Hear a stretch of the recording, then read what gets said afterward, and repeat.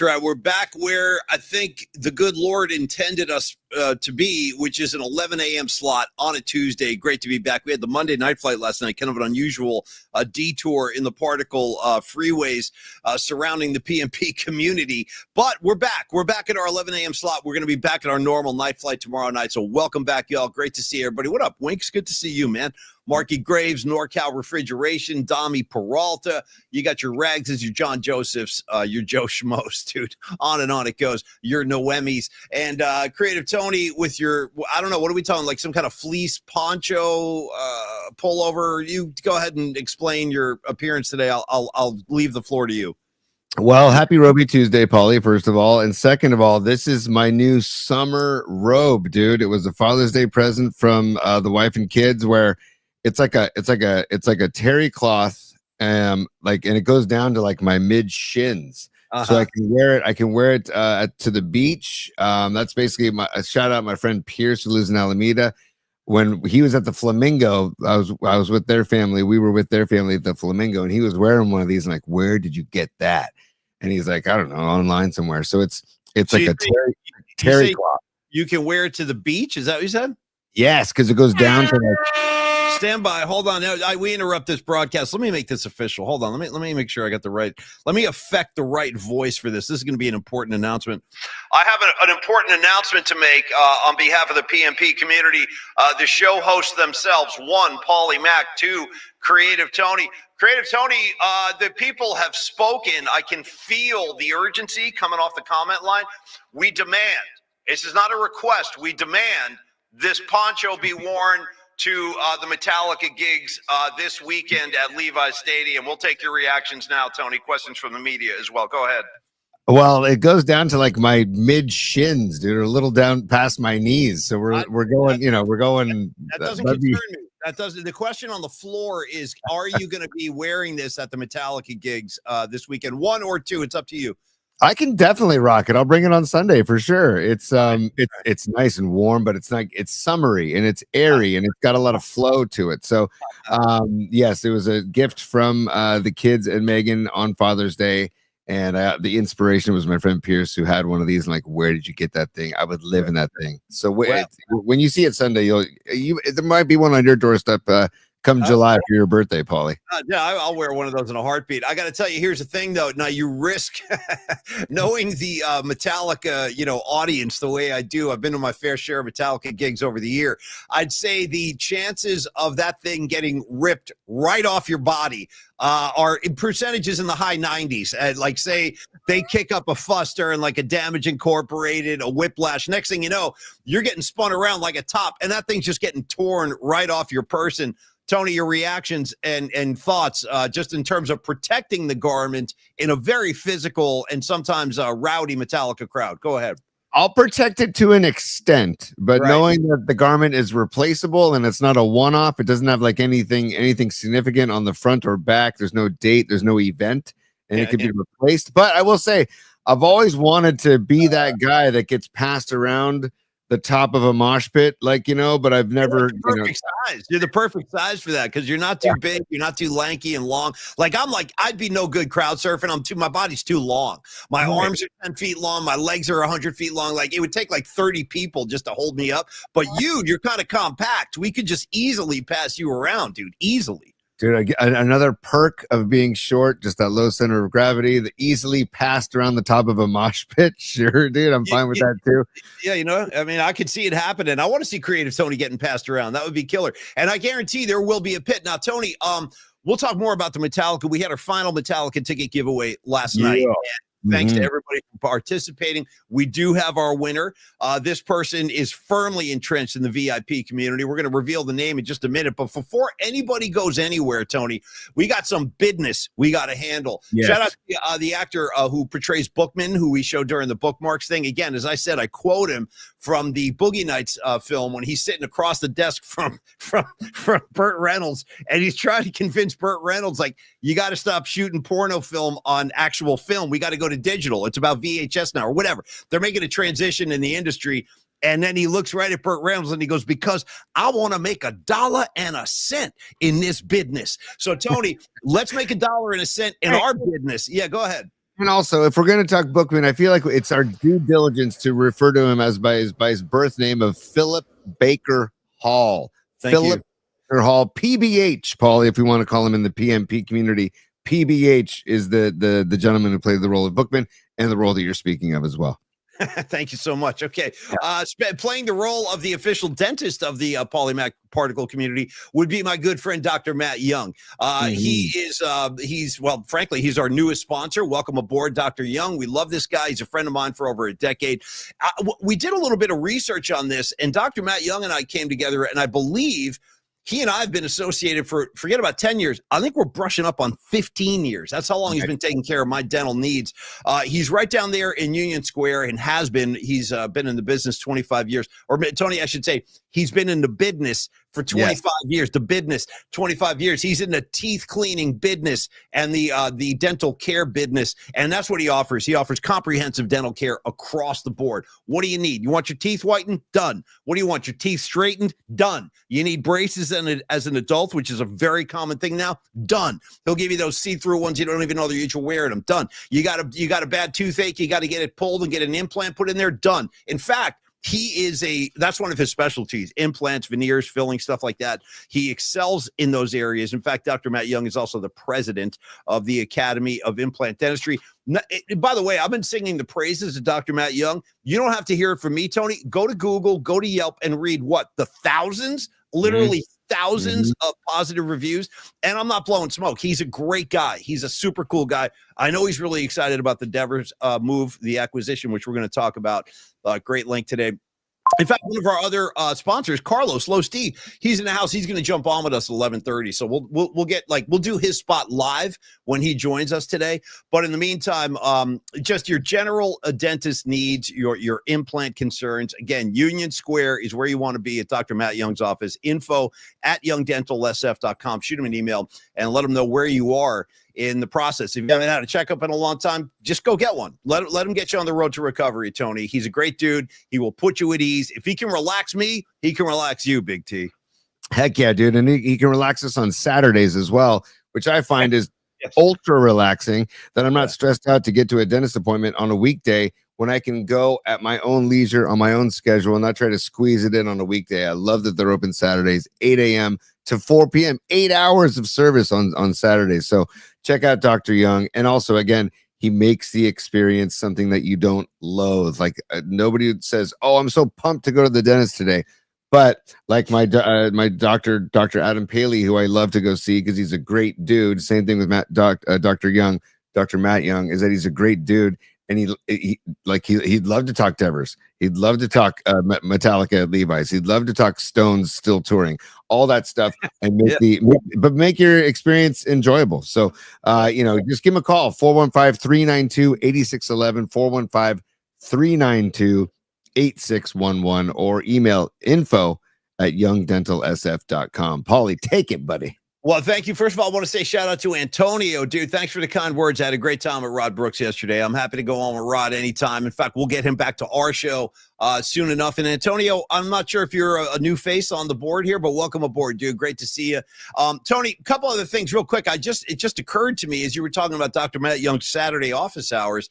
If you go to Metallica Friday night, and you're in the pit, they're tearing that freaking terry cloth robe right off your body. Maybe you catch a stray elbow to the mouth. Now you got a loose tooth. You could actually go to Dr. Matt Young Saturday, get that thing repaired, and then be back to the Sunday show, spick and span, good as new. I'm just saying, if you sustain a dental injury at Metallica Friday, get it fixed Saturday. We'll see you at the second gig on Sunday. That goes for you too, John Joseph. I know you're going to be swinging elbows and knees. I look forward to seeing you in action, my man. Tony, quick question about the location of the gig. We're going down to Levi's Stadium. The last concert you saw at Levi's Stadium, go. Stone, I believe it was the Stones. It was the Stones, and then Fare Thee Well were the last two concerts I've seen. I've seen 3 concerts there, only 3. Stone. I saw U2 with you down there too. Yeah, fairly well, and U2 doing the Joshua Tree, which was a fantastic. The whole night was just a flow. It was such a fantastic night. I'm not a big fan of big stadium shows, but I will say Levi's is better for a concert than it is for a football game, in my humble opinion. Because the shows I've seen have been good. The sound was good. Accessibility to everything around me was good. Watching Brian Murphy flee the seats during Dark Star, I was happy that he had a safe place to go. Because bro, I tell you what, forget about Dark Star. Dark Star is like a walk in the park, dude. You know what they dropped on us that night, the first Fare Thee Well night? I don't think anybody even knew what the hell was going on, but they dropped one of the most psychedelic, like unexplainable. I don't know where this came from or what made them do this, bro. They dropped What's Become of Baby. Okay. Yeah. What's Become of Blank Baby, where Phil's talking through like the voice tube. He's like, rah, rah, rah. It was mayhem. I think that's when Murph really scurried the scene, when What's Become of Baby hit the scene. That's not for anybody. That's not for everybody, Tony. What's Become of Baby. You know what I mean? And by the way, we love Brian Murphy, but scurried the scene is the perfect way to put it, dude. Because he as soon as Dark Star started, he looked at me and he looked at Paul and he goes, "Yeah, I'm gonna go get a beer and go use the bathroom."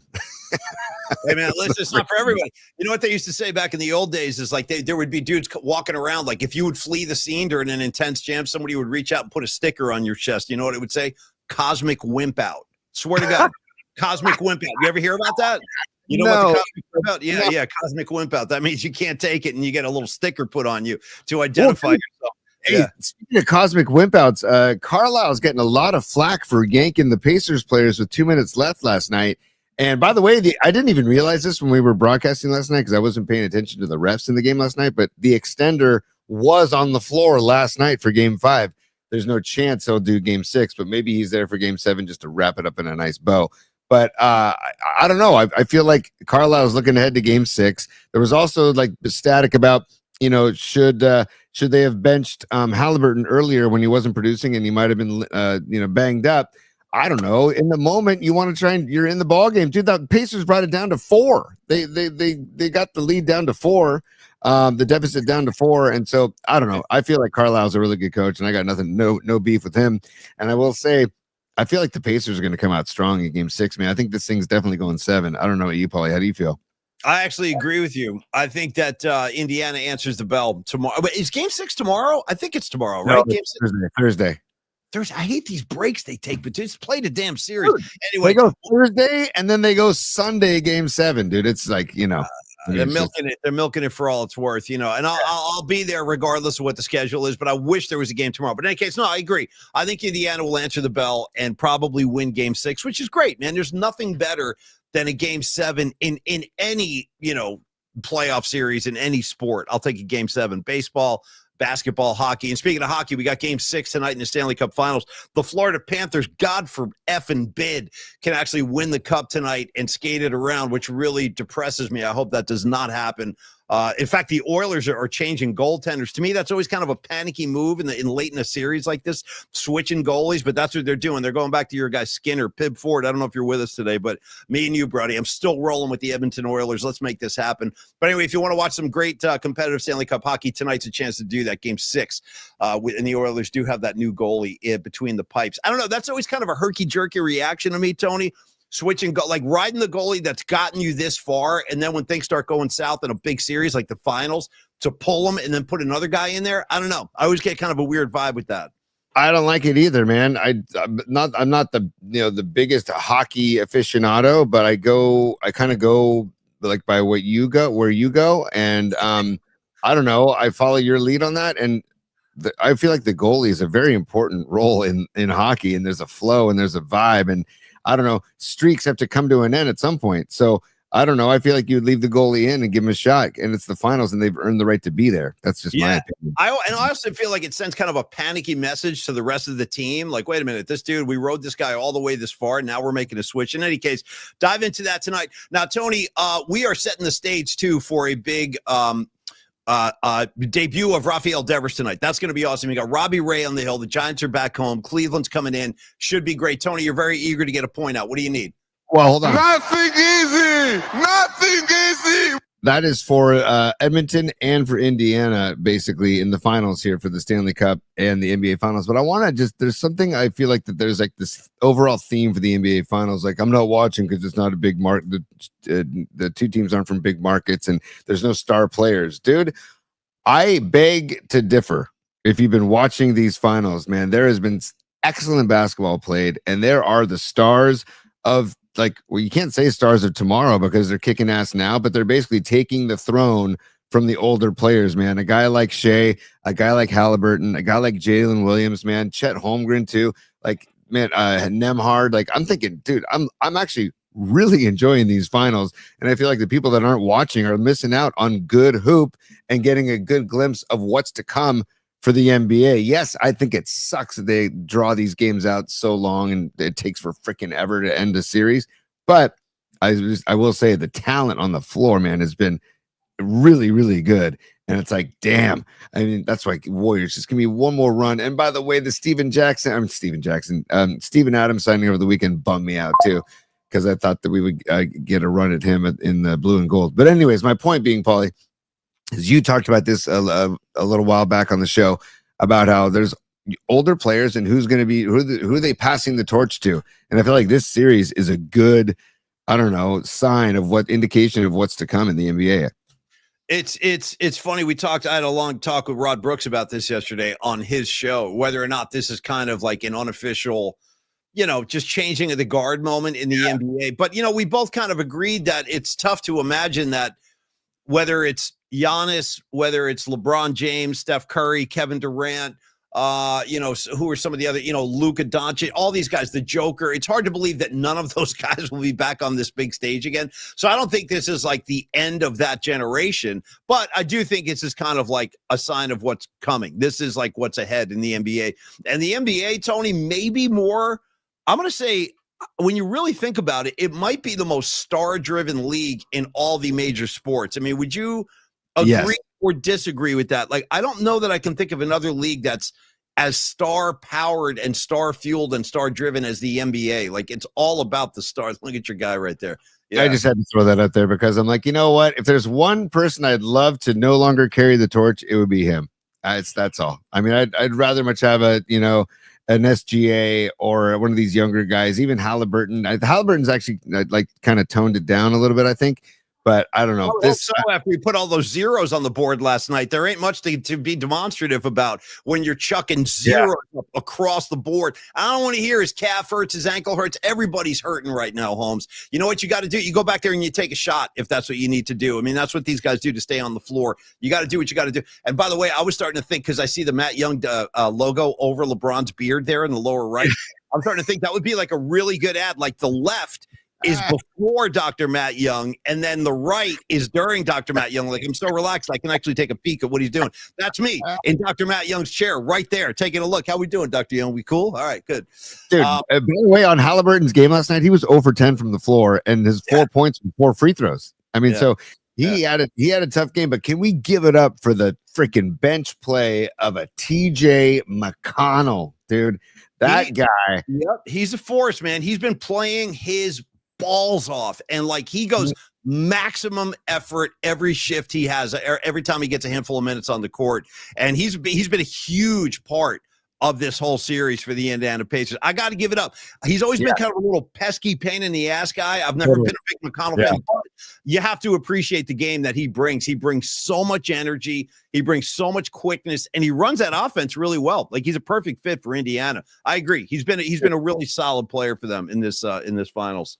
18 off the bench for McConnell, and also Nemhard and Halliburton combined for 11 points. That's not going to happen in Game 6. So I expected a better outcome in Game 6 from Indiana, and I just want to see a 7-game series. And I think most basketball fans that are into this series want to see that. So I just hope that it goes 7 games. But OKC smells blood in the water, dude. So I don't know. And that kid, Jalen Williams, man, I'll never forget seeing him play for Santa Clara against USF. And I'm like, who is this kid? And he had dreads at the time, and they were like flopping in his face. And I'm like, nobody knew who this guy was. And he was just dominant. And I remember sitting there watching the game with my Uncle Paul and my dad being like, whoa. And here he is now. I think he was the 12th overall pick or something. Dude just took over the game last night. He dropped 40. Dropped 40 last night. So you can tell early he came out of the gates blazing last night. In fact, I would say he was the MVP of last night's game. It was Jalen Williams. He basically he steered that whole OKC offense, man. Hey, Tony, Let me clear my throat. I just want to give love to the WCC for the representation in the finals, dude, with Chet Holmgren, Nemhard, and Jalen Williams, all WCC products. So I just want to give some love to WCC hoops, man. That's all I wanted to do. Thank you, P. No, you're more than welcome to do that anytime you want. I happen to be a big WCC head myself. I'm like very loyal to USF. However, I do love Santa Clara. And by the way, I'll root for any of the WCC teams. Like when March Madness starts, any of those guys that get over the wall, I'm always rooting for them in the big dance. Now, Tony, I was going to say, we got Low Steve coming up in about T-minus 10 minutes. We kind of left our NBA, all this final stuff. We left our NBA finals bummer brackets just kind of hanging in limbo.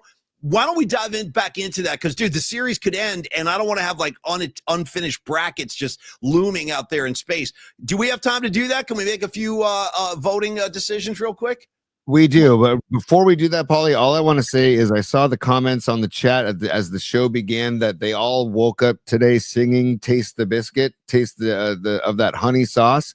Right. They were singing the song. I sent Rags last night. I was up late doing some stuff for the show, and I sent Rags the video of the actual song, and he said he went down a rabbit hole. And he found he said, he goes, dude, you've sent me, he's like, you've created a monster out here. I spent my entire morning at work stalking these people.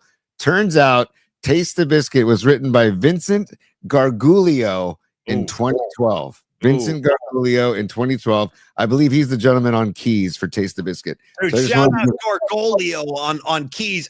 Oh, Gargulio. And by the way, when he's done ripping keys, he probably goes home and makes a great pasta sauce. You know what I mean? With the basil, he's probably cooking in the kitchen. And he's got his damsel in distress over there on lead vocals. And my big question is, once you sent Rags the video, Rags, if I may, did you lock yourself in the bathroom with the laptop? I'm just asking. It's a fair question. Based on your reaction last night, you said you were getting stirred up a little bit. All right, Tony, follow through. You finish your thing, man. Go ahead. No, I'm just saying that was just wanted to give an update on Taste the Biscuit because I was very excited to bring that to the show last night because I've seen that so many times and it stops me in my tracks. It bought Paulie, as the kids say, it stopped the scroll. You know what I'm saying? So I stopped my scroll, dove into Taste the Biscuit.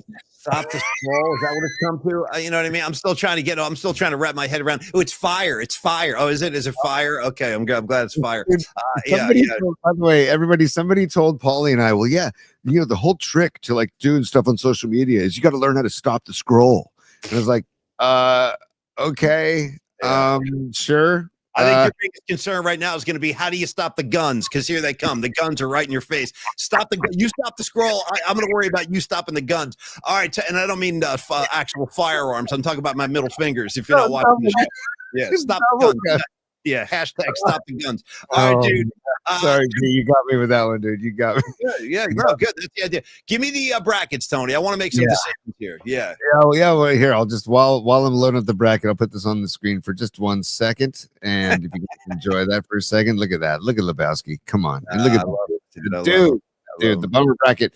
So if I can get to, let me share the screen, P, because yes, we do have some of these to get to. And I'm going to zoom in once you got a drop for me, by the way? You got beasties over there giving me a drop? I don't. I just have. Let me clear my throat. But you know what? That is so freaking loud in my headphones. Good. It'll do for now, but more Beastie Boys, the better. In fact, I have a request. Go. While you have some free time on your hand, because I know that's all you do is you just got an abundance of free time on your hands. I'm going to need you to cut. Dude, this is one of my favorites. I think it's on Paul's Boutique. No, or maybe it's on Check Your Head when it's like, yo, I forget what song it is. It's the intro where there's like a conversation. Yo, F you, Chico, man. Like, give me some F you, Chico. It's shut the bleep up, Chico, man. Remember even better. Yo, shut the blank up, Chico, man. Can I get that one for tomorrow, Tony? Chico, if possible. And if we're going Beastie Boys samples, you could go, shit, if it's going to be that kind of party, I'm going to stick my D in the mashed potatoes. Okay, good discipline. Good. I wondered if you're going to deliver all the way through. Hey, Marky Graves, you're a freaking super. That means you go right to the board. Let's see what's on his mind today, Tony. Marky Graves, my guy Gravy. If Rags was an album, he would be Sticky Fingers. Yes, indeed he would. Yes, indeed he would. And if you give me some time, I'll come up with some other contributions too. Or Lick It Up by Kiss might be a good one for Rags. Lick It Up, Sticky Fingers, anything demonstrative and suggestive is the way Rags is going to roll. Marky, I feel you, brother, and thank you as always. As always, I would say my suggestion for if Rags was an album would be Ray Charles doing the mess around. He's doing the mess around. Okay. So, Marky Graves, I love that. I wrote that down as a possible Tony's top 3 topic. If Pauly was a song, if Pauly was an album, what would you call it? So, something to ponder down the road. So, Pauly, going into the bracket, dude, let's go. So this is Oklahoma. This is the Oklahoma side of the bracket. This is OKC. This is inventions versus famous people. So here we go.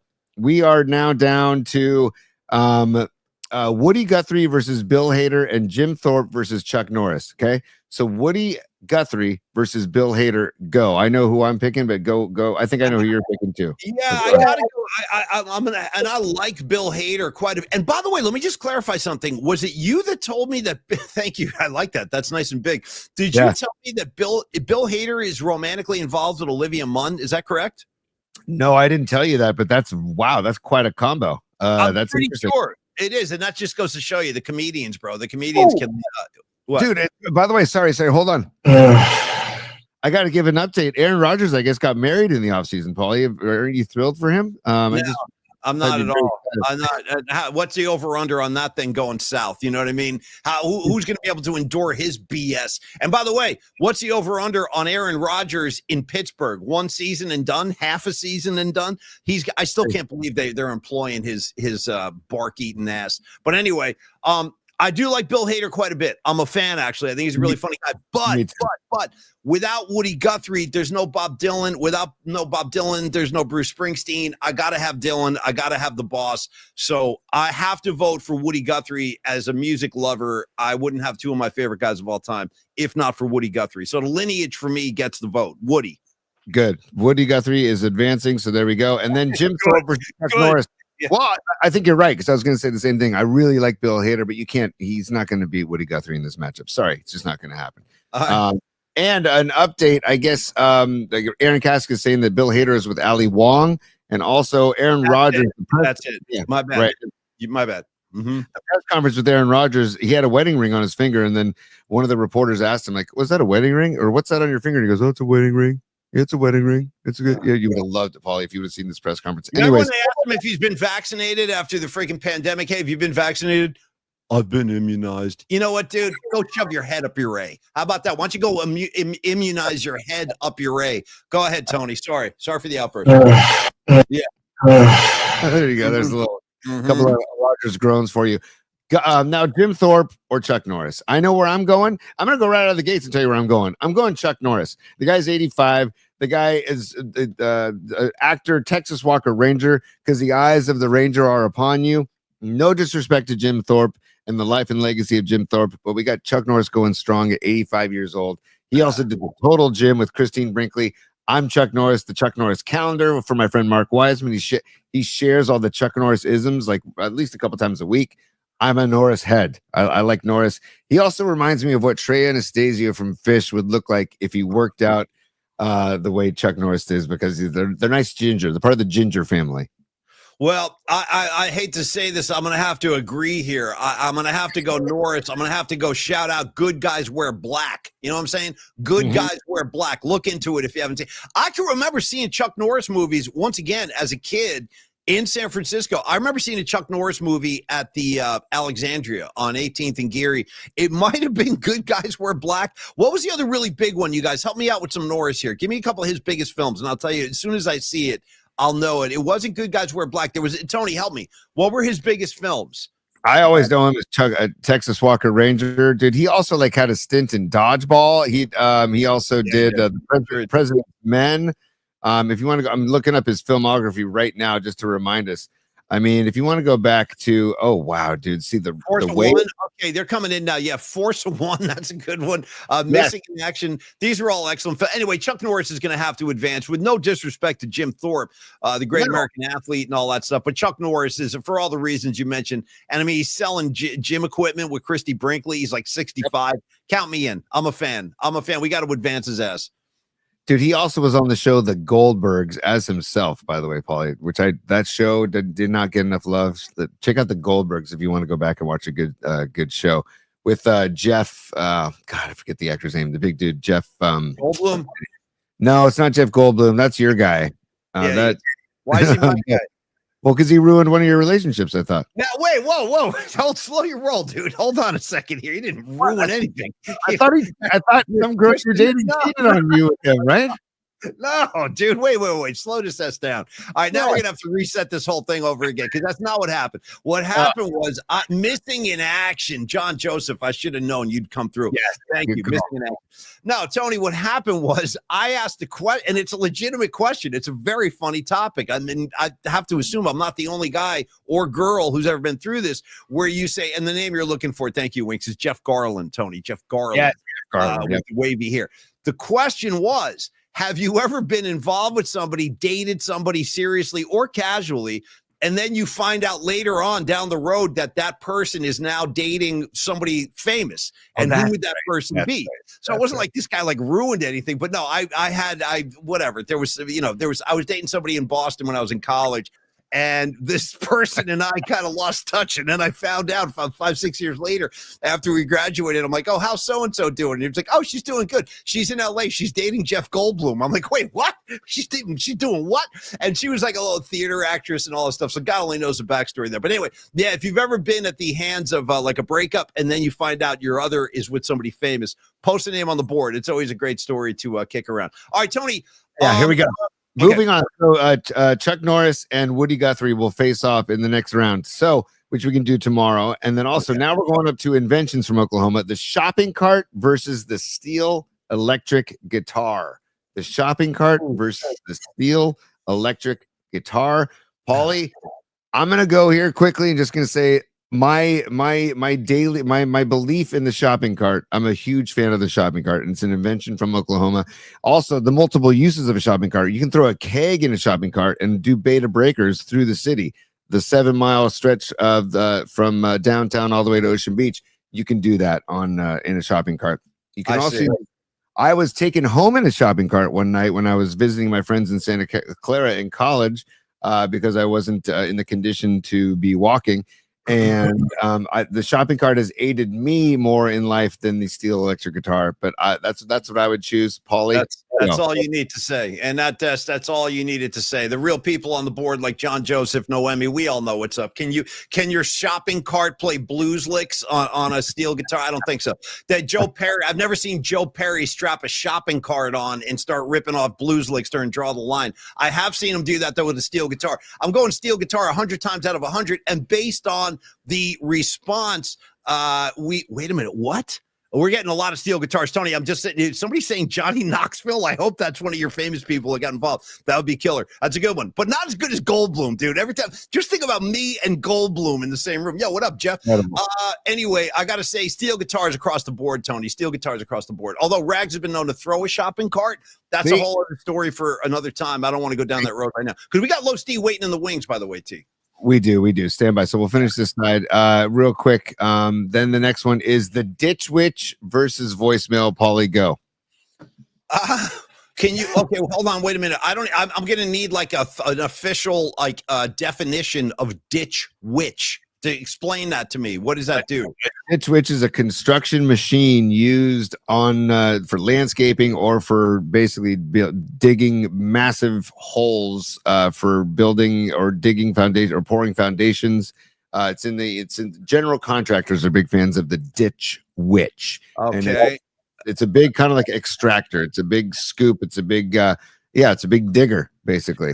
And then yeah. Go ahead. I feel like John Henry, the guy swinging the hammer and all that stuff. I feel like, listen, I did my fair share of landscaping with Rags, by the way. We didn't have no goddamn ditch witch. I can tell you that much. Rags was ripping stalks of poison ivy out with his bare hands. Yeah. And I was digging holes with shovels in the hot, humid Jersey sun. And I like to think it made me a better person. So blank the ditch witch, dude. It's about getting dirty. Get your hands in that soil. We don't need the modern day machinery. And voicemail, Tony, without voicemail, I wouldn't have some of the greatest moments of my life. I will never forget this as long as I live. I know this is kind of just a footnote to the whole thing, but when I first started working on the air with Tony in the late 90s, this is the first time this ever happened to me. I still had stars in my eyes, and like when like a famous 49er would like talk to me, I was like, holy cow, dude, Steve Young just said, what's up to me? You know what I mean? Stuff like that. And I remember I went home, Tony, one day after work, and it was when I was living on Baker Street up there near USF. I got home, I flipped on my voicemail, and it was a message from Guy McIntyre. Yeah. And it was the first time like I ever had anybody like vaguely noteworthy or famous or important to me leave me a voicemail. And I was like, holy yes, dude, Guy McIntyre's on my voicemail. Shout out number 62 with the donut roll on his neck. So I got to go voicemail for all the sentimental reasons, like the ditch witch ain't, you know what I mean? Like Guy McIntyre's not leaving messages on the ditch witch. That's all I'm saying.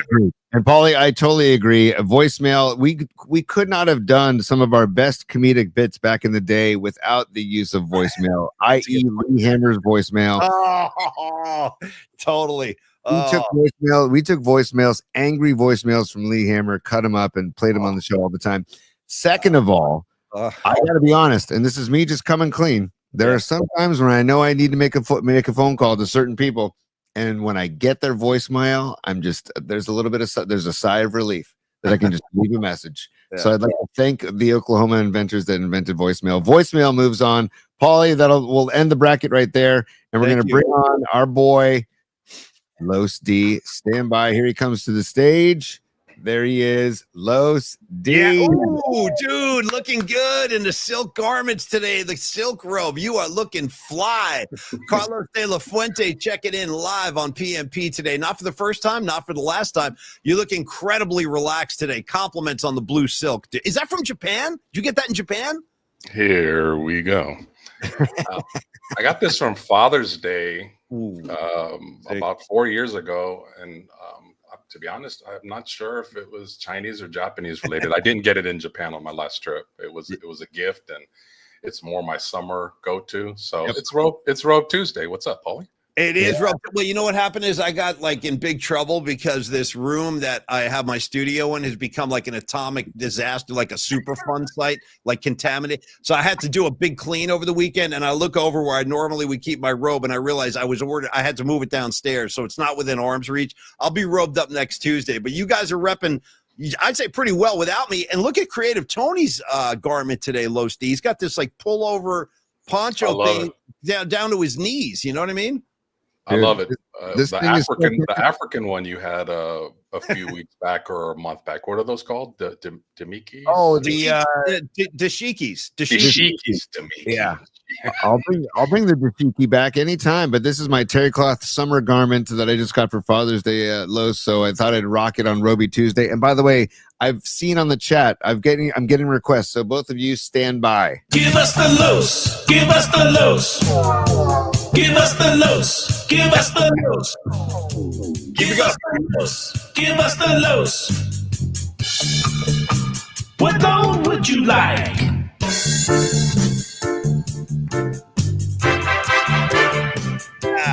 Yeah, man. That is such a sick beat. Like I feel like I have to go buy an air conditioning unit from NorCal Refrigeration because of that. Hey, by the way, Creative Tony, I wanted to do a little history lesson for the PMP community, show how far back Los D and I actually go. Do you have that picture handy that just became unearthed? So I want to show off this picture. This is the first time I met Los D. It's at least 10 years ago, maybe a little more than that, 12, 13. I'm not exactly sure of the timeline or the date, but I hadn't been going gray yet, so my hair is still brown, which tells me that's at least 10 years ago.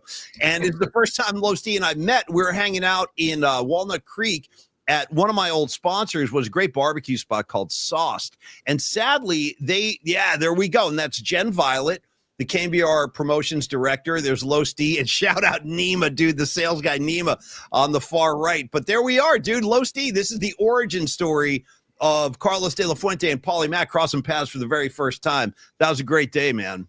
Yeah, nothing made up, no fabricated story. I had to give out the evidence and proof that, I was on my way to a concert at the Concord Pavilion and knew that Paulie was going to be there. And he was the one radio personality that I knew I would vibe with, because nice.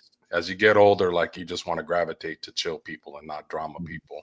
Had enough drama in my life at a younger age. So yeah, it was a great day. We just talked San Francisco, we talked sports, and it was like we knew each other for decades.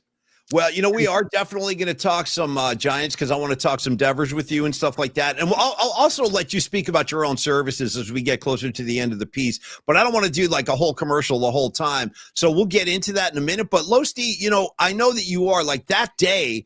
I remember we bonded on like growing up in San Francisco back in the 70s, Cornet, movie theater, Star Wars, and Alexandria, all that cool stuff. But I also remember how passionate of a Giants and Niner fan that you are. And I love the approach, man. Carlos, you said this like about a month ago. I'm still laughing about this. You were just crushing somebody on Twitter about some Niner take, and you're like, listen, man, I come with tough love when it comes to the Niners. I come with a lot of tough love, and I come with a lot of tough love too. So tough love now, looking at the San Francisco Giants, bringing in Devers, how much does this change like your whole outlook on the second half of the season that's coming up, Los? Oh, nothing but positivity. Yeah. That's all we've been asking for, in the Farhan era, was to pull the trigger and get a bat in here, because the Giants traditionally have not been able to like really draft and get people to come up in the system and hit. It's like, so you have to trade for it. So getting a guy like Devers is just going to do wonders and balance out the lineup. Like, if he hits behind Adames is going to see some more fastballs to hit. Yep. And he's going to definitely be able to maybe turn his season around a little bit. So, no, I mean, my tough love is similar towards my teams that it is for my kids. When they deserve love, they get love. And when they deserve to get kicked in the ass, they're going to get kicked in the ass. Yeah. It's amazing to me how, like, if you can criticize a coach or criticize a front office constructively, that you're considered a hater. I don't like that word. It's just you disagree with things that they're doing because you are passionate about the team. So I've never understood that. The ones that don't say anything to me are not the true fans. The ones that are passionate, are going to say some things. So yeah, I go in on the Niners, Giants, and Warriors at any given times.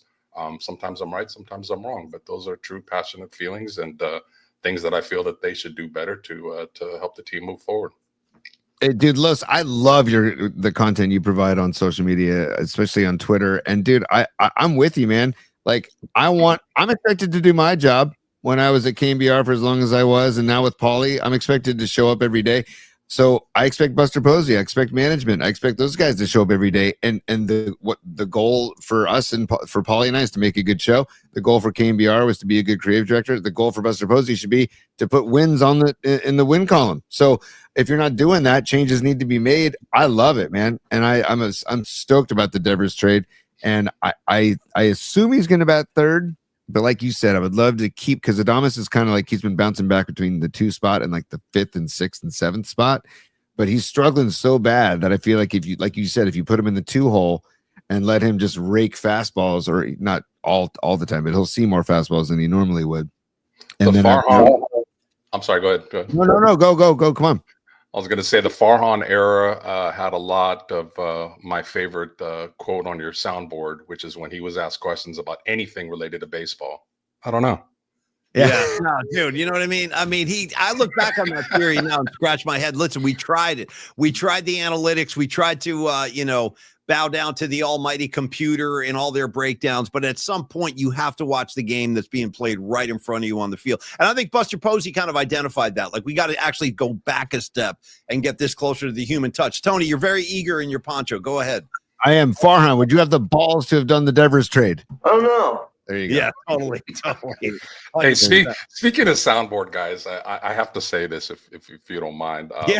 So when it comes to the soundboard, like, you can get any like one-liner from a film, from a quote. I mean, how does that work, Tony, on that end? Because I have a few suggestions that I'd like to do for the chat and for you guys. Yeah, you know me and my ideas. Yeah, some man. good and some are not. So what do you think about the following? Maybe, I don't know, you may even have them, you just haven't broke them out yet. But yeah, Scent of a Woman, Al Pacino. Hooah. Oh yeah, that one I feel like got beaten to death pretty soundly back in the 90s. Like that's the thing. Some there, you know who taught me this, and this is like kind of, I don't think this is a name Carlos is going to know, but Tony, I always think back to one of my mentors in radio, Rick Ganji. He was the creative director at KMBR when I first started and when Tony first started. And he kind of taught me the ropes with sound. And one thing he told me is by the time we were getting started in the late 90s, he was like, anything from The Simpsons, for example, like using is already beaten to death. Like it's already old. If you start putting Simpson stuff on the air now, it's going to sound beaten down. And the same kind of goes for That Scent of a Woman. It got played and quoted so heavily that it almost kind of ran its course. Doesn't mean it's not a great soundbite, but you do have to phase them out sometimes and then bring other ones back. Tony, what are you giggling at up there? I see. What do you got? Well, I'd love John Joseph just said something in the chat, and it goes to the theme of what I'm always looking for, Los. I'm always looking for, and I know this is what Paulie and I have grooved on for years, is the lesser known bites or the more underground bites that we might bring to the forefront and make more of a spectacle of. Like John Joseph said, Chris Penn in the Wildlife saying it's casual. That's a good one.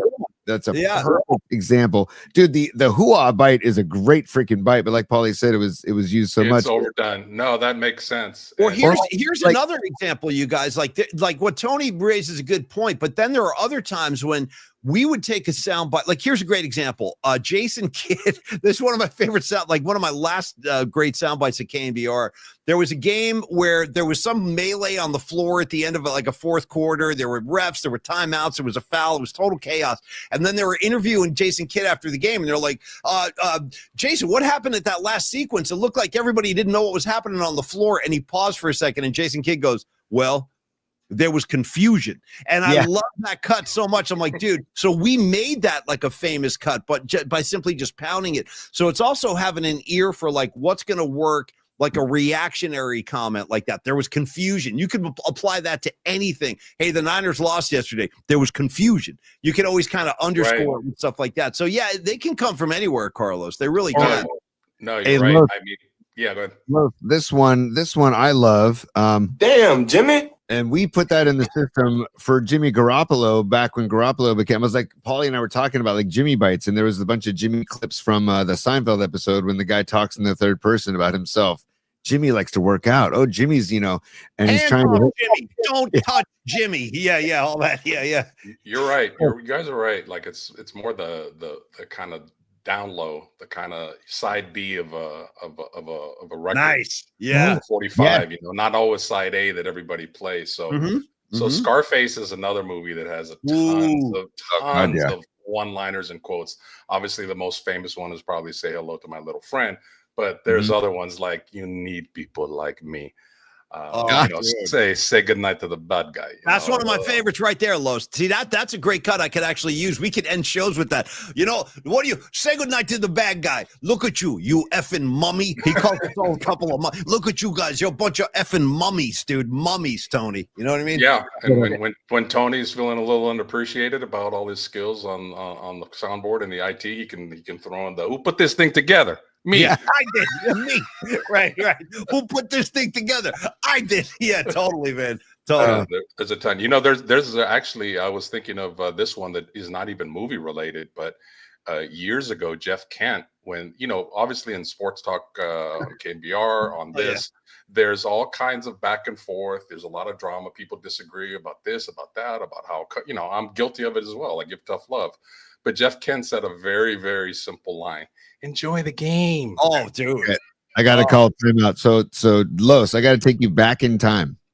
I was running the press conference when Jeff Kent said those clips, and I said to Tolbert at the time, I said, there's gold in this thing. And so Tom and I sat there and cut it up.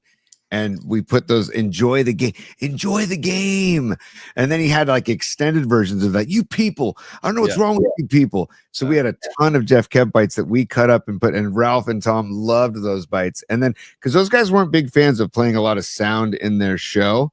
So when Tom was excited about that, and those bites just took off, man, to the fact where they're still playing them now. And I don't even know where Jeff Kent is. Does anybody know where Jeff Kent is right now, by the way? I think Is he's in Texas. He like retired down in Texas, I think. Gotcha. Him Okay. him and Tim Lincecum just completely fell off the map. And by the way, Timmy's birthday, I think Timmy Lincecum's birthday was yesterday. I believe he turned 41 years old. I want to say, you guys help me out on the comment line. But happy birthday to arguably my favorite Giant of all time, Tim Lincecum. He's right up there with Willie McCovey and Jack Clark. He's just, I mean, Tim Lincecum was the face of the changing of the tides in San Francisco. I'll never forget the night they called him up. Pitched on Sunday Night Baseball against Philly. You could see right away. You're like, whoa, this kid's freaking electric. And there was something about him and his whole demeanor. You know, he was an undersized kid. His motion. I mean, Alosti, being a lifelong Giant fan like me, where does Timmy fall like in your just rankings of most beloved Giant of all time? Man, he's top 5. He was, you know, in all the years and decades of superstars that have come through the Bay Area sports wise, and there's a ton of them, Hall of Famers. Yeah, there was something about Timmy, man. He just brought electricity to that stadium. When he pitched, that was go to the game, find a way to get to the game. There's just something about him. He fit into San Francisco so perfectly with his mindset, with the long hair, with the I don't give a shit what you think about me attitude. Timmy was a whole different breed. Miss him. And I can tell you, and Tony, I know you know this too, but Losty, it was good timing. It was luck and good timing that Murph and I literally met him the day he came up, and we basically knew him through his entire stay in San Francisco. And I can tell both you guys and everybody else, he's one of the coolest superstars I've ever met. Like, there was no ego, no BS. He was just a really, really cool dude. And, you know, I also know that he was always very uncomfortable in the spotlight. That's one of the reasons he's kind of keeping a low profile. He didn't like all the attention. He just wanted to kind of do his thing. And then, Tony, the other thing I loved about Timmy, he was a big game pitcher. Like, you look at his, like, the biggest games in the postseason, he'd be at his very best. He was a money guy, and I love that. Dude, think about his whole delivery. I mean, that's why they called him the freak, right? Because he was just an anomaly. You don't teach kids how to pitch the way Timmy pitched. He developed that whole thing. And his dad was, you know, and rest in peace, Chris Lincecum. His dad was one of the ones who helped him get to where he was with that delivery. But I loved that guy of that stature, that kind of physical stature, could literally have that kind of career. It just goes. You remember Mike's what's his name? Mike Hampton, who's a pitcher for the Braves, and the Mets, the Rockies. He was like, you know, a little bit, not much taller than me, and I'm like, those are the guys. And he's throwing mid-90s as a lefty. And Lincecum, he'd rear back and fire. And then when he'd throw his off speed, you had no chance, dude. The guy was at times unhittable. And then I also loved how he embraced the let Timmy smoke, and the when we asked him to do the liner, legalize it, don't criticize it. He had a lot of fun, but like you said, Paul, he didn't enjoy the spotlight. He liked to kind of lay in the weeds and just give him the ball, right? And so I think that's why we haven't heard from him. Remember, Bochy said something about how, like, he texts with Lincecum, but he'll never be able to get him on the phone. Tim never answers his phone, like in phone calls, and I guess the Giants have tried to get him down here for celebrations, and he's just like, I'm good.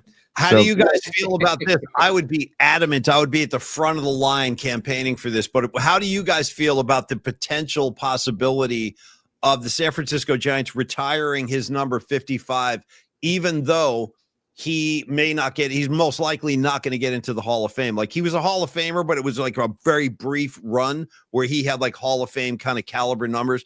He checked all the boxes: 2 Cy Youngs, 3-time World Series champ, 2 no-hitters.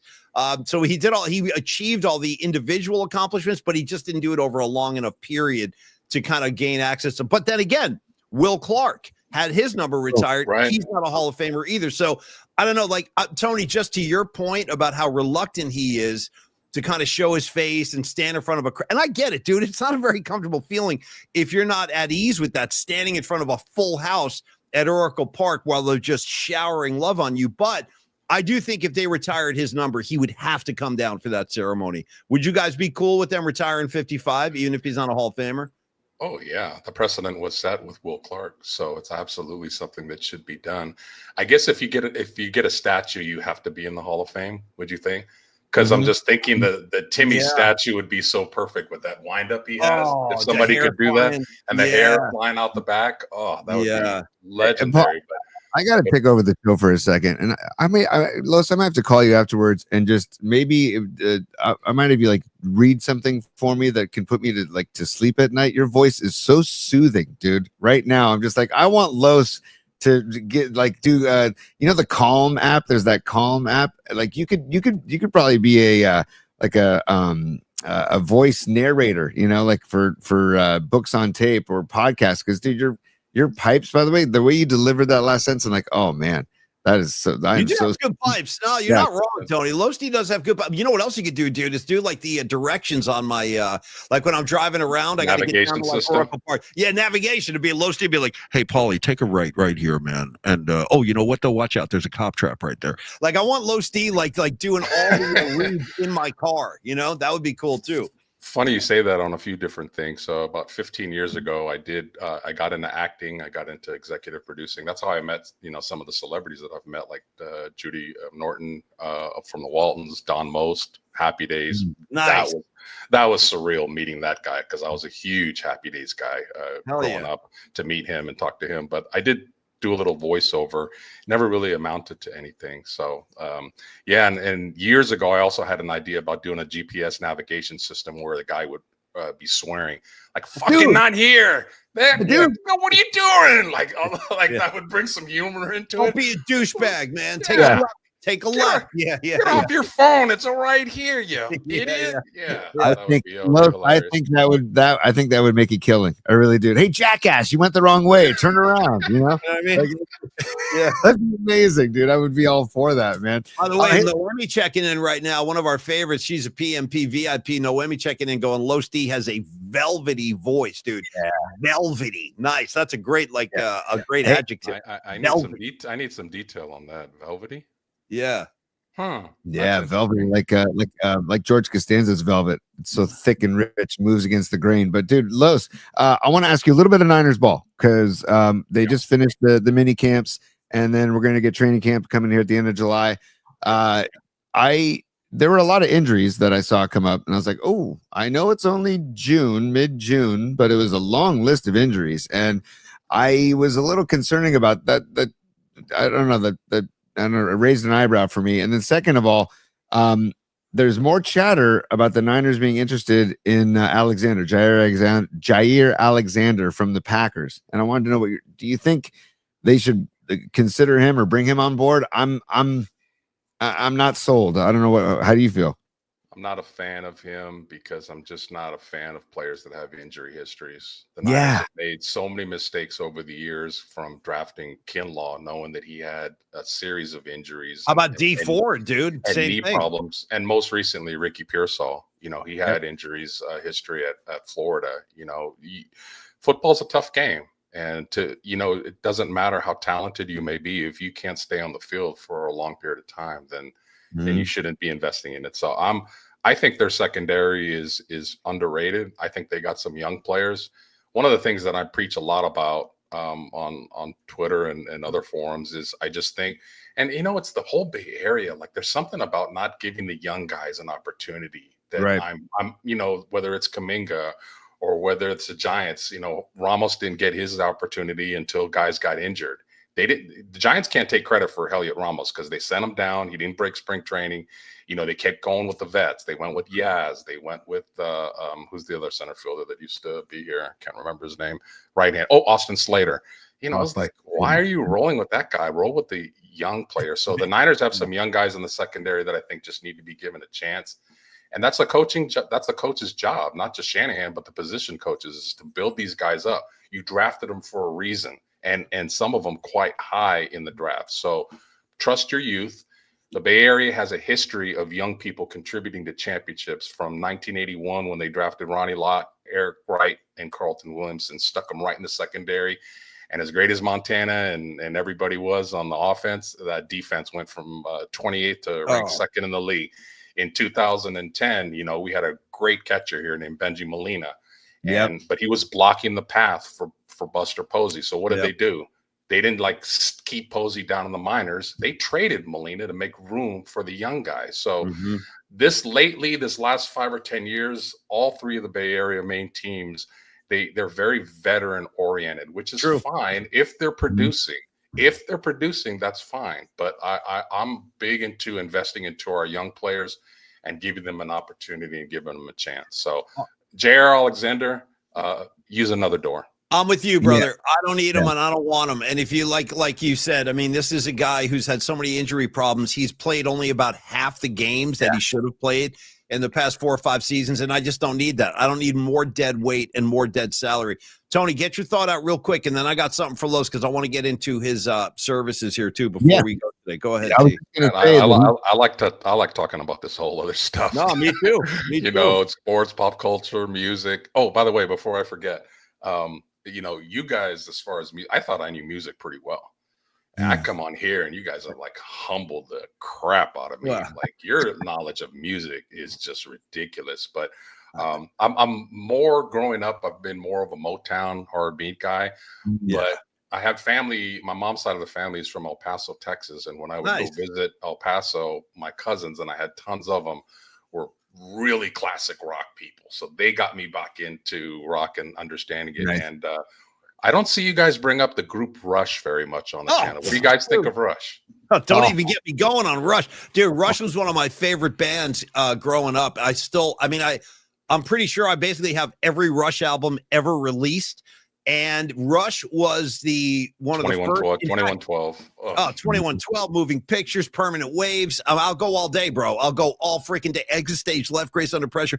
I got them all. And I've seen Rush in concert probably, I don't know, between 10 and 15 times. Low Steve. In fact, I don't know if you can see, but way up here, I got my there we go. 2112 guy. That was a show I saw at the Concord Pavilion a few years ago. No, dude, monster Rush fan. Neil Peart, probably the greatest drummer to ever walk planet Earth. Rest in peace. I feel very fortunate that I got to see. In fact, you know what? I want to do this. As we are getting to know Los D, and again, I want to remind everybody that we are going to be having our learn and lunch sessions with Los. We're only a couple months away now. We're going to start doing those in August. And the dates we talked about are definitely going to work, Los. So we'll reveal those as we get closer. Yeah. But as we set the stage for that and we get to know Los D just as a dude, growing up in the Bay, you said you're a Motown fan. You said you like Rush, classic rock, stuff like that. Give me one show that you saw at the Cow Palace at any point in time. Any band, any tour, any year. Who was it? Who was Los D rocking out to at the Cow Palace? I don't know if I ever saw. I went to the Cow Palace because I was a big wrestling guy when I was young. I went to go see Hulk Hogan wrestle the adorable Adrian Adonis and Randy Savage. And, even better. That's better than yeah. I don't know. That's a good question. I don't know if I've ever seen a concert at the Cow Palace, but one of my classic concerts I went to was the Isley Brothers in Oakland. Ooh. Where in Oakland? Was it Paramount or something? It was close to Lake Merritt. One of the Paramount. Is it the Paramount? It might. I think it is the Paramount. Yeah, because that's a classic old theater. That sounds like the venue they would play, right? The Paramount, and then the Circle. What was the place in San Carlos, Tony? Circle Star. Circle Star. Oh God! Every time I drive on 101 and I go by that, and when I don't see Candlestick. And then I drive a little further down and I don't see the Circle Star. I'm like, what are we doing here? No, totally, Los. There's always going to be a hole in my heart when I drive on 101 and I look to the right and Candlestick's not there. I mean, I still am not at ease or at peace with that. And sometimes on the NFL Network, in fact, the other day they were showing the Jim Harbaugh led, I guess it was the 2011 NFC Championship. Unfortunately, a game we lost to the Giants at home in the rain. And I was watching that game just for a couple of minutes, and the whole Candlestick vibe, dude, I just miss it so much. It was just a huge part. All of us, all three of us, it was a huge part of our growing up, becoming, young men and then adults, and, our parents took us there. It'll never be replaced. Like Levi's still building its own history, but it just doesn't have the soul of Candlestick, and it just doesn't. Hey, Paulie, if you want to talk about like a perk of living in the North Bay, Paulie, is that you didn't have to see that emptiness every day going into work. Like I would see that every day going into work, and I'm like, this is just brutal. I was just telling my kids the other day, we were driving past it, and they kept this Candlestick Park sign up on the exit. So it's still Candlestick Park on the exit. I'm like, they better keep that up forever. I agree. I agree with you. That's a great call, and I'm so glad they have left it up there. Yeah. They Let me have ask you, to. let me ask you both a question. If you could each go in a time machine and you can go to any sporting event in the history, give me a couple. I know got that's you right tough, now. but I'll off the give you top one. of your head, I- what would be a place an event that you would like to go to live? It could be any sport, doesn't have to be a Bay Area team, any historical sporting event. I got two for you, but let me hear your two. I'm going to give you two right now, without any hesitation. Number one would be the Dwight Clark game, the catch. I wish I could have been there. That was the day. I mean, that's what it was all leading up to, man. 1981, they go 13-3.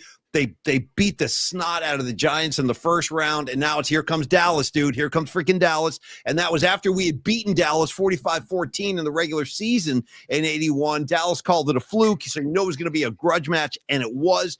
One of the greatest games ever played in 49er history, and that was the day that it all changed, dude. The Niners became a Super Bowl team. Bill Walsh led them to the dynasty, so that's number one. I would have taken that one.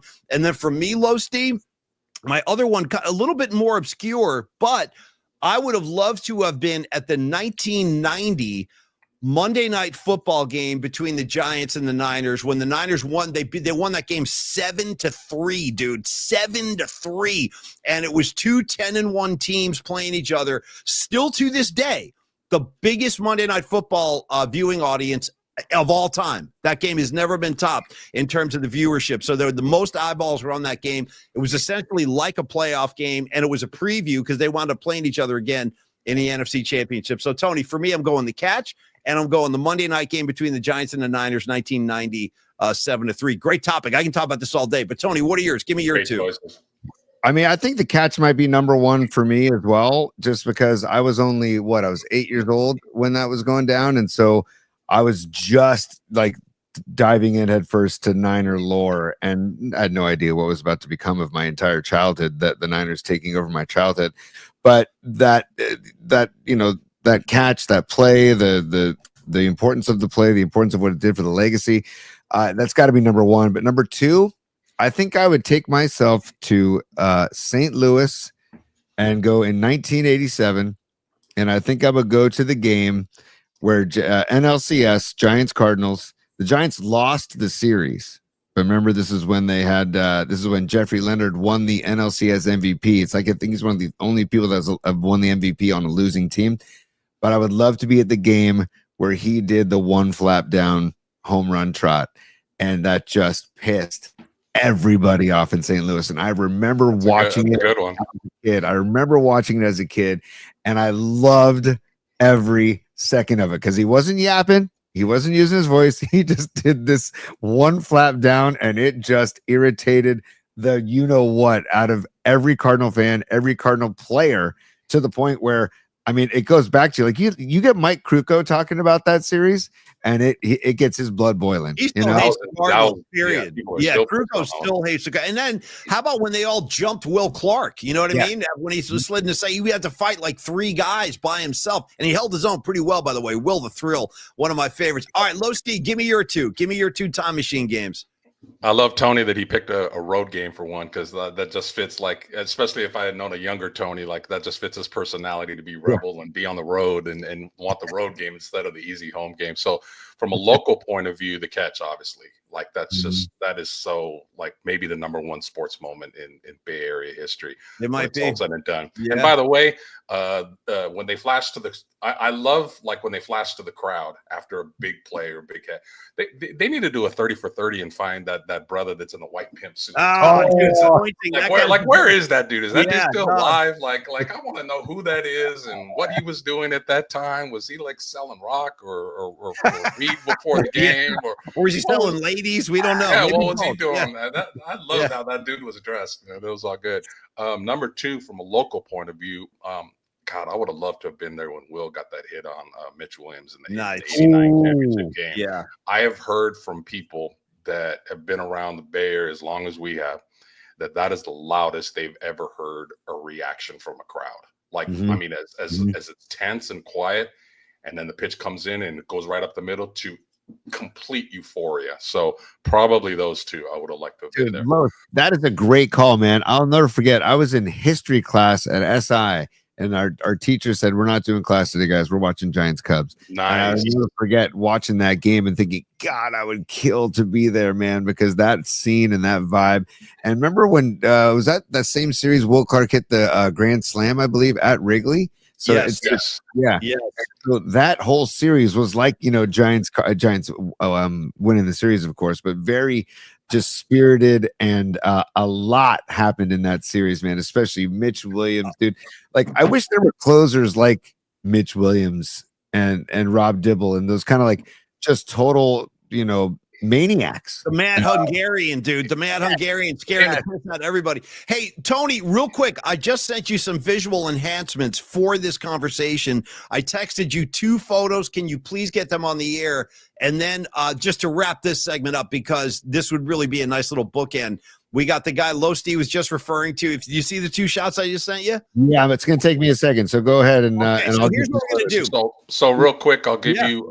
So I know this is a topic that we can go on for hours. Maybe another show you guys can pick it back up. Maybe even do a bracket. Everybody bring in their moment that they'd like to go to, and then kind of do the bracket and vote on it. But from a broad point of view, not mentioning local anything, I'm a huge boxing fan. I loved Ali. So I would have loved to have been in Zaire, Africa, live when Ali, took the title back from George Foreman. Because one, I loved Ali, and everybody doubted him, and I would have loved to party in Africa till like 6 a.m. with all the brothers and the Congos and everything. I would have been all for that. And the second one, from a broad point of view, just from a historical point, I'd have loved to have been there for the Miracle on Ice. I would have loved to have seen the U.S. That movie, Miracle, is a very underrated sports movie. Agree. I love Kurt Russell's depiction of Herb Brooks and his speech before they went on and played the Russians, because they were overmatched. They were overmatched. By a million miles. They were a bunch of college kids, man, playing the best team in the world. There's a bunch of kids from Boston taking on the greatest hockey team, who, by the way, Tony, had just annihilated the NHL All-Stars. They did like a tournament. That Soviet team, they destroyed the NHL's best players. And all of a sudden, Herb Brooks comes along with a handful of kids from Boston, a handful of kids from Minnesota, and we beat their ass. No, Low Steve, that's a phenomenal call. I don't know. That would have been like Angola beating the Dream Team in '92. Right. Yeah. That's right. Upset of epic proportions. So, that's my. Dude, and go to like present day. I would have loved to have been in France for Curry's game. The Olympics. You know what I mean? Oh, yeah, that was ridiculous. I mean, there's so many. I mean, I kind of didn't prep you for it. I just kind of threw it on the spot. But Low Steve, you'll like this. I don't think I've said this on this show yet, and you'll get a kick out of this. What probably the most famous sporting event I was ever at, I attended in person, and it just so happened I was in the house this night, was Game 6 of the 1986 World Series, the Bill Buckner game. I was in the house for that. I was there. You were there for that one? I was there. Wow. I was there. I was a freshman in college, and there was a kid in my hallway who was from Connecticut, and he was a Mets fan. And everybody else in my hallway was diehard. I went to school in Boston, so it was all Red Sox fans. And this kid, Keith, was like, hey, man, I got a ticket. My dad's got a pair of tickets for Game 6 on Saturday. We're going to take the train down. He's like, you want to come with me? I'm like, dude, hell yeah. So I was at Game 6. We started in the upper deck behind home plate. And I remember they took Roger Clemens out of that game. Big mistake. And then the Mets started to put their comeback together. And we moved down because the Mets they were one strike away. They were one strike away from losing the World Series, and all the fans were leaving the yard and stuff. So I said, "Hey, dude, let's just go watch the end of the game in the box seat." So we went down. We actually had great seats for that whole rally. We were in the lower tier. Yeah, I was just lucky, man. But it was. I have to say that was like the most historical sporting event I ever attended. That might have been the loudest. I mean, and that I know we have a certain amount of time and everything like that. I want to be respectful, but I mean, that's a whole different question. Is like, and we can do it another time. Is the loudest you've ever heard a stadium that you were? I know that. I know mine was when Steve Young did that run against the Vikings late in the game. Nice. That crowd just like, oh, Yeah. and it just build. You know, like Will Clark's was like quiet to extreme loudness, decibels. That one build and build and build, and it was ridiculously loud.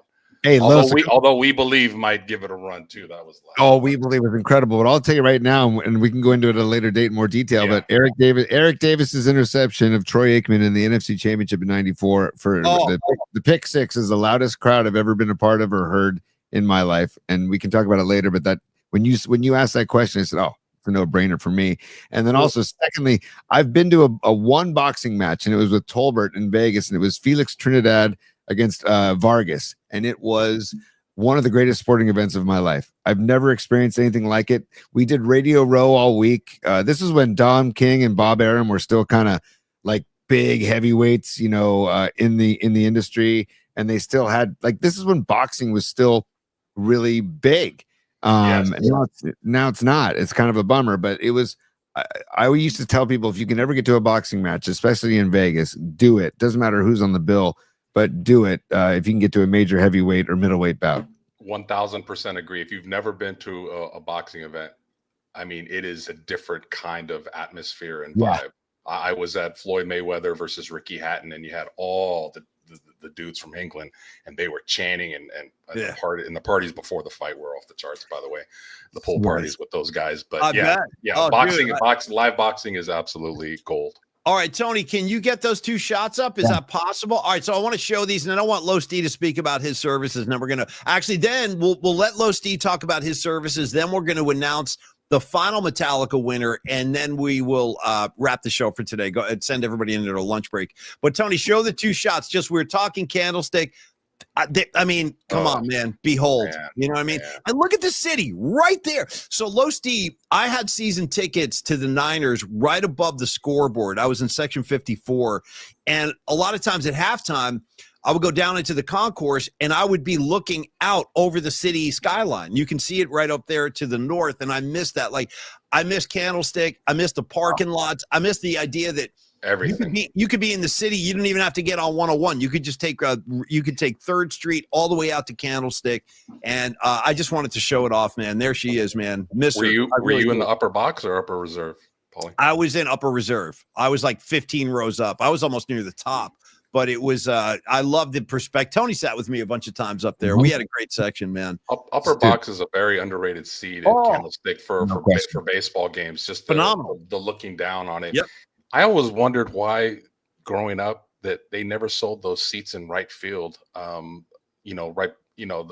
reserve seats, not the upper deck, but those seats that come out for football. The fold outs. Yeah, they never sold those for baseball. They were just empty all the time, and I thought those would always be great seats because you're like right on top of the right field. It's so funny, dude. I used to say the same thing to my dad. I'd be like, Dad, why don't they sell those seats? Look how great they are. They're sitting right there.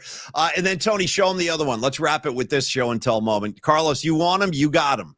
Well, stand by. Hang on. Let me load this up because it is absolute gold. It just takes a second to load up. But here is the man that Carlos was talking about. There he is.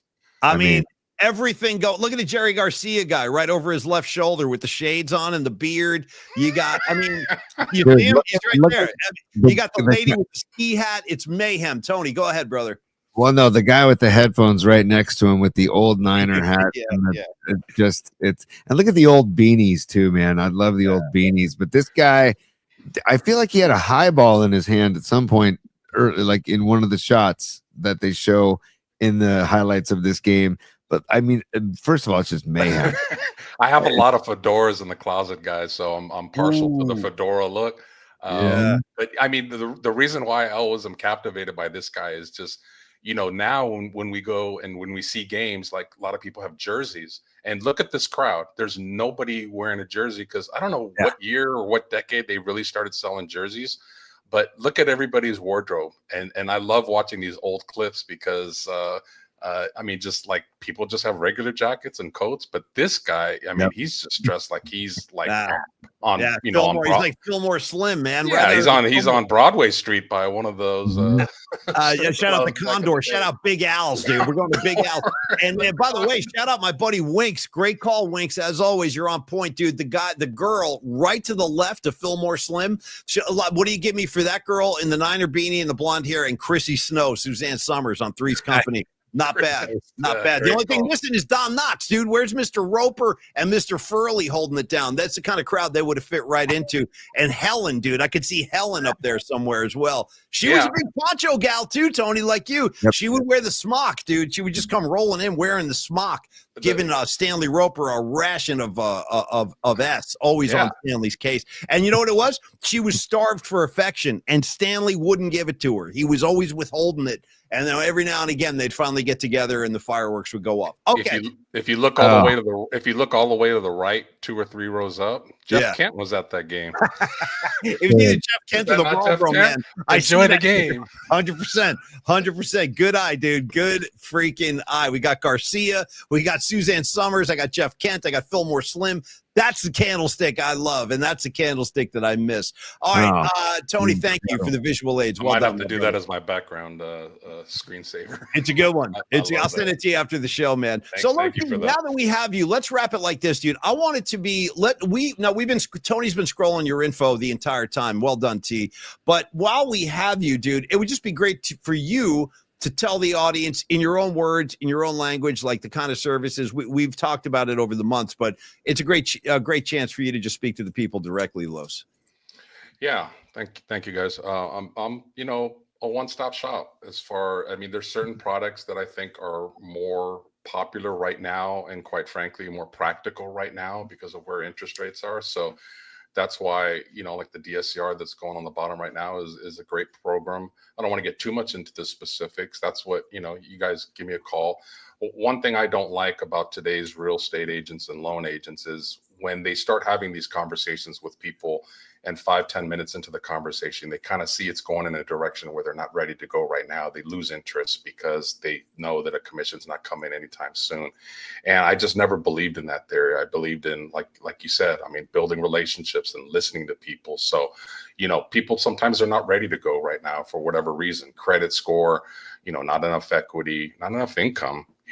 As you guys know, when you don't have a pay stub and a W-2, it's a little bit different, verifying your income to qualify. So all I can say to kind of sum it up is there are a lot of loan products out there that the general public is not aware of, that don't know, or they think they know. And I don't want to get too much into reverse mortgages, but that is a loan product that is so misunderstood. Listen, we don't get up and watch the TV or change the channel on the TV anymore. We have this evolution thing called remote controls, and that loan program has changed a lot over the years. The government has made it very, very safe for seniors to do. And I don't want to get too much into specifics, but trust me. So all I can say in general is there's a lot of misunderstandings and knowledge. And that's what I am here for, really, not only for the community, but in general, is to just educate people. I love passing on information and then letting them decide what they need to do and when they need to do it. So ton of loan products out there, guys. There's not too many things I cannot do, but I won't know unless you give me a call or shoot me an email. And it might not be for yourself. Not everybody out here has a house. So, I live on word of mouth. I'm not a Wells Fargo agent that sits in a bank and has 20 people see me every day. So it's important to get the information out and then go from there. Thank you, Carlos, very much. And that was very well said. And you guys know Los D. That's the thing. At this point, we have become such a great community and such a great collection of friends. I like to view us all as a collection of friends. And obviously, Los D is a guy you can trust. And one of the things I've always kind of sang your praises on, Carlos, is that you're not going to strong arm anybody into something just for the sake of you landing business. Like when you look at the situation, it's every individual comes with a different set of circumstances. And I know for a fact, Tony, Carlos has told some of his potential clients, like, hey, listen, you guys, this is probably not the best time for you to be doing this right now.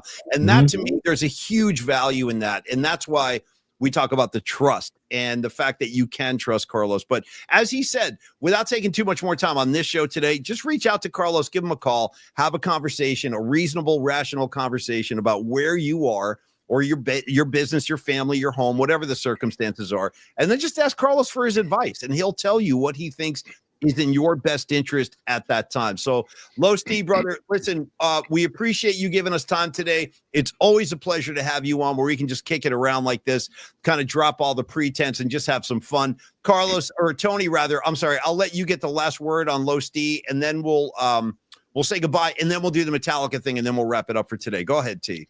I just want to say that the proof's in the pudding, man. I mean, you see what type of guy Carlos is, and you see like it's all about the relationship. About that, ever since the moment I met him, he was all about building the relationship. It wasn't about a transaction. It wasn't about even the show. It was about getting to know each other. Yeah. And I feel like that's the huge asset. And I feel like you said earlier, Paulie, of Los saying, maybe now is not the right time, but that if someone tells me maybe now's not the right time and they're in business, that tells me that when it is the right time, that's who I'm going to, because that's already a level of trust that has been built. And so Los and I talk all the time off the air too about just, the relationships. It's all about the relationships, man. And so Los, like you even taking the time out of, this is your work day too, that you're taking the time out of your work day to come on and join us, man. So it's like, this is so much more enjoyable, let me tell you. So much more pleasure. And I'll just leave it like this. And I've told you guys privately, and I'll just say it in front of the chat. There's a lot of bullshit right now going on in the world. And there's a lot of other YouTube channels that have, drama and a lot of back and forth on different topics. Right. It is so refreshing to have a channel and have a community like this, and that's so, positive and genuine. Everybody cares about each other. Everybody pulls for each other. So you guys have built something that is really, really unique and really different. And hey, I'm just honored to be a business partner with you and a friend with you guys. So much love to you, continued growth, and always appreciate your input and help. And Paul, on that note, Paulie, real quick, for those that listen to the audio only versions of these, I want to let people know, just a reminder, 925-250-4894. 925-250-4894 is the number for Los, or Carlos at myflexnow.com that's the way you can reach Los via email. So just want to make sure that we do get a lot of people that listen audio only, and I want to just respect those people too, because Paulie and I have definitely adapted to the visual realm of this venture, but we're audio guys from the heyday, and so just want to respect that as well. So Los, man, thank you, brother. Thanks, Carlos. We'll talk to you soon. Much love, my brother. Enjoy Devers tonight, man. Go Giants. We'll be talking soon, bro. 2 for 4, homer, 2 RBIs tonight. Ooh, okay, bring it. Let's Bring do it it. on. Bring Thank it you, on. boys. See you soon, Carlos. Carlos Delafonte, everybody. And for our final act, we pull the final rabbit out of the hat. Tony, the floor is yours. We have that last pair of Metallica tickets to give away. The moment is now. The time is now. And I'm going to let you reveal our final winner as you dip into your bag of goodness and all kind of unmentionables. Go ahead and produce that last winner, brother. I don't know. That's my introductory sound bite for a sound effect for the winner. I endorse it. I endorse it. By the way, now that you did that, I got to add something to it. How about like when they're sitting there, they got all those scientists, they're wearing like headphones and stuff. They're like, hey, take it up an octave, drop it an octave. They're like talking to the spaceship, and all of a sudden they start jamming. It's like, they get into like a jam. Can you get me a piece of that jam session for future reference? The lights go with it too. Remember, the lights go with the sound. They blow the glass out. The frequencies are so strong. Bam! They're breaking glass. Anyway, I got carried away. Tony, go ahead. Who's the winner of Metallica? My bad. I'm very excited for this winner. Not to say that it's not great to have dudes win, but it's great to have one of the PMP, one of the broads of PMP, of the PMP Army. Come on down, Noemi. Noemi won. She was the first one to email us last night and win our last pair of, and it's so funny. Guess it was right after Noemi. They must have been in like dueling phones or computers in the house last night, because Ray was right after Noemi in the list of emails. So congrats. Okay, yeah, no, quite, dude. Congratulations, Noemi, a million times over. And dude, how great would it be if like her and her husband Ray were both sending in answers, and then how great would it be if Noemi just came with somebody else? You know what I mean? Yeah. She like didn't even bring Ray. She's like, no, I didn't want to bring Ray to this one. Anyway, congrats, Noemi. You're well worthy of it. We love you so much. And by the way, if you could bring me another bottle of that hot sauce down to Levi's, because I want one with the new label. That label is awesome. It really is. It's very attractive. So congratulations, Noemi. And the correct answer was Master of Puppets, by the way. We were reading the lyrics of Master of Puppets last night. One of my favorites. I'd be pretty strong bet that you're going to hear that on either Friday or Saturday. But remember, if you're going to both gigs, one of the things this tour is noteworthy for is the fact that they're doing completely different set lists every night. So whatever you hear Friday, you will not hear on Sunday and vice versa. So they're going to be totally unique experiences. Noemi, congratulations. Yes, bring a bottle. Okay, we'll slap it on everything you got down there. We'll bring the chips. We'll do a little thing. And Tony and I are going to go live on Friday. We'll do a little VIP broadcast for those of you who can't make it. We'll give you as much of a taste of the scene as we can. And Tony, I think that is all we're going to do today. So, okay. I just want to pass on some information that I will be in touch directly via email with directions on how to obtain your tickets for Sunday's show, and also a way for us to try and meet up before the show. That will all be happening later on this week for Sunday's show. But I believe the first band goes on at 6:00 is the first thing you should be aware of. First band is at 6:00, and then let the night take you away. And we'll also know, because we'll be there, Paulie and I will be there Friday, and we'll be taking notes about, who comes on when and the timing of it all. So there's that. And then also, congrats, Noemi. So psyched for you. And hey, hopefully you're taking Ray, but if you're not taking Ray, I hope you enjoy. Have a great time with whoever you bring. I'd be willing to bet she's going to bring Ray. They're both a very sweet couple.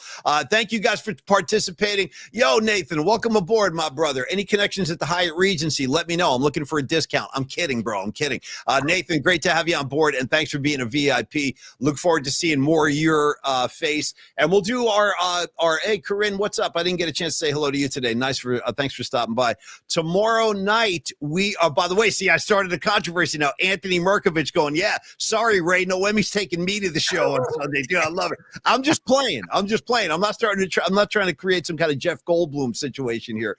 More on that tomorrow night. Wednesday night flight will be in its normal place. Hey, Giant fans, enjoy the debut of Devers tonight. We're in number 16. Great number. As long as Angel Pagan says it's cool with me. Yep. And then game 6. Well, hold on. As long as Terry Kennedy says it's okay, then it's okay for Devers to do it. Former catcher number 16, Terry Kennedy. I was trying to think of other 16s. I can't think of any other 16s besides Terry Kennedy and Angel Pagan, but I know there's been a few. So okay, in the Giants family tree. But anyway, Tony, give me Professor Dom and David Lee Roth to dismiss our wonderful students. Class dismissed. Oh yeah. And by the way, Creative Tony, you have a specific homework assignment from me to you. I don't want to hear any more excuses. I don't want to hear any more of your bull S. I want you to find time either today, tonight, tomorrow morning. I don't care when you got to do it. I don't care, but you're going to have to find time to watch Becoming Led Zeppelin on Netflix so you and I can have a reasonable discussion about a great documentary about a great band. That's just from me to you. As my grandmother used to say to me, ye of little faith. I began it last night. I started it last night. So I'm only about like 20 minutes in, but I figure I will finish it before the weekend. That's for damn sure. Because I just started watching it late last night. And it's like, oh my God, this is going to suck me in, but I need to go to bed. So yes, you bet your ass I'll be watching it. It looks incredible. From what I've seen already, it looks incredible. I guys got to tell you this, Tony, look forward to this part. They do that like when they're really making one of their earliest debuts in front of an audience, dude, they roll their gear out and they're playing how many more times off the first album? Dome, down, ba dome, down, boom. But heavy as hell, dude, heavy as hell. The audience is sitting there like, they're like shell shocked, dude. It's great. You see the looks on some of the people, they're like holding their ears. Little kids are crying. It's freaking amazing. So that's like, imagine that hitting you in the face for the first time. There had never been music like that. Maybe Black Sabbath too, but they were like more of an underground thing at that time. All right. Anyway, you guys have a great afternoon. Go Devers, go Giants. Go Edmonton Oilers, Pib Ford, me and you, bro. It's me and you at this point, taking on everybody. We'll see all of y'all tomorrow night on the Night Flight. Thank you, Tony. Thank you, everybody in the PMP community. We love you guys, and we'll see you tomorrow night. Peace. Enjoy your Tuesday. Tomorrow night. Peace, y'all.